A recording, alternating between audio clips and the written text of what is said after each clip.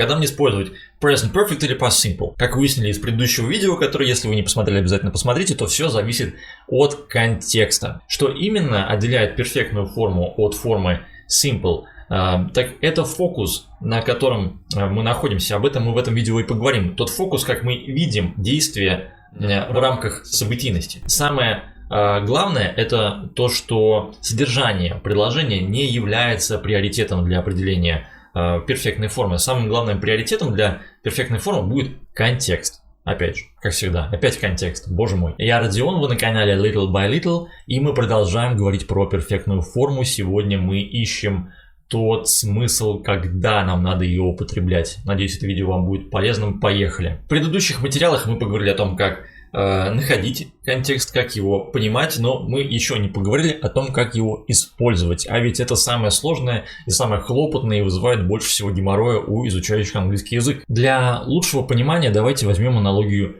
из кино. Это прекрасно, так как мы сможем увидеть действия, то, как они происходят относительно каких-то временных рамок. В кино, вы знаете, действие передается при помощи, например, крупного плана, среднего плана. Так вот, камера, как правило, когда вам пытаются ввести вас в какой-то курс дела, сначала наводится на большое количество объектов, чтобы показать, что вы находитесь вот в этом контексте, а потом она более четко начинает показывать двух, либо одного объекта, либо какие-то элементы, которые находятся в помещении. При всем при этом, когда камеру наводят на вот эти один объекта, все, что находится за ними, оно как бы расплывается. Такое вот отношение помогает показать пространственные отношения, возникающие между объектами собственно, в кадре. Пространственно-временные даже отношения, которые возникают в кадре. И при всем при этом получается, что Perfect — это такой бэкграунд, который имеет отношение к тому, что камера фокусирует. Вы можете представить перфектную конструкцию, нечто вроде камеры времени. Так же, как камера показывает некоторые отношения и событийность в пространстве, также и глагольная конструкция показывает события и отношения к времени. То есть перфектная форма как раз-таки показывает вот эту связь прошлого, вот этого бэкграунда,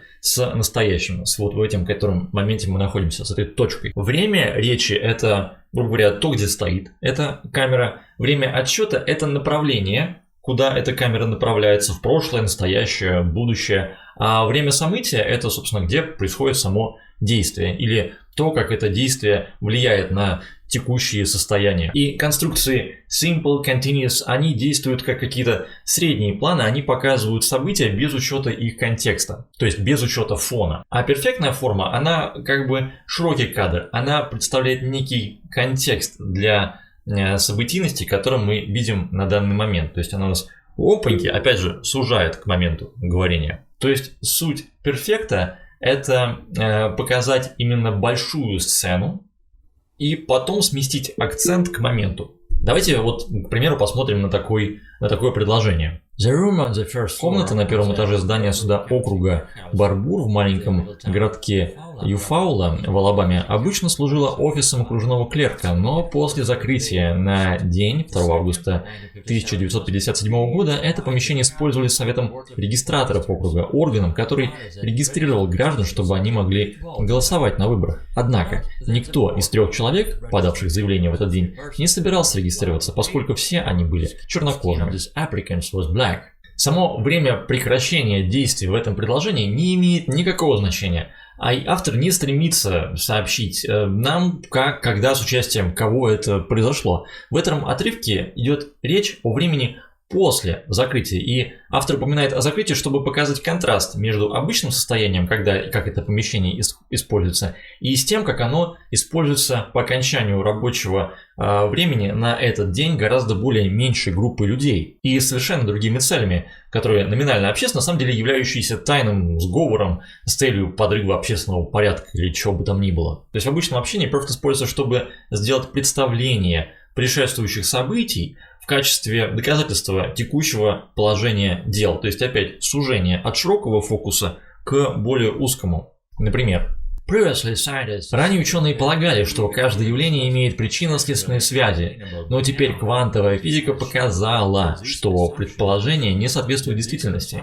Некоторые виды явлений случайны и не имеют причин. and cast. Обратите в этом предложении внимание на то, как меняется временная форма. То есть перфектная форма фиксирует ход рассуждения на настоящем моменте времени, то есть мы в настоящем времени находимся, а затем она позволяет как бы автору перемещаться между прошедшим, настоящим, будущим временем. И такой также план используется, например, для перфекта горящих новостей либо актуальных событий. Калгари. Полиция Калгари предъявила жителю Калгари обвинение в убийстве первой степени в связи со смертью Грэма Сира в июне прошлого года. Кристофер Брайан Ричардс, 30 лет, был арестован в среду в Бикон-Хилл. 8 июня 2012 года Грэм Сир был найден мертвым внутри серебристого внедорожника Toyota 4Runner, который был припаркован за торговым центром Бресайд. Свидетели говорят, что они были свидетелями разбойного нападения внутри автомобиля и заметили двух мужчин в возрасте 20 лет, которые вскоре после этого скрылись с места преступления. Или другой вариант, где участники какой-то беседы пытаются найти какие-то общие точки соприкосновения. Все они начинают свои вопросы либо комментарии с перфектной формы, потому что, опять же, она бэкграундная и позволит в итоге найти какие-то точки соприкосновения в момент говорения. То есть во всех этих случаях перфект используется для ведения предшествующих событий, сохраняя при этом некий якорь в настоящем моменте времени. То есть перфектная форма вводится как фон, который сигнализирует о том, что бэкграунд повлиял на нынешний момент времени. Когда носитель языка, спикер, использует перфектную форму, как правило, он хочет показать связь контекста предыдущего времени с настоящими текущими событиями. Все об одном. Отсюда, собственно, и возникает правило, что нужно использовать конструкцию совершенного вида для ведения предшествующих событий в качестве контекста для текущего обсуждения. Или, другими словами, на самом деле, не используйте perfect, если он вам не нужен, и на него нет какой-то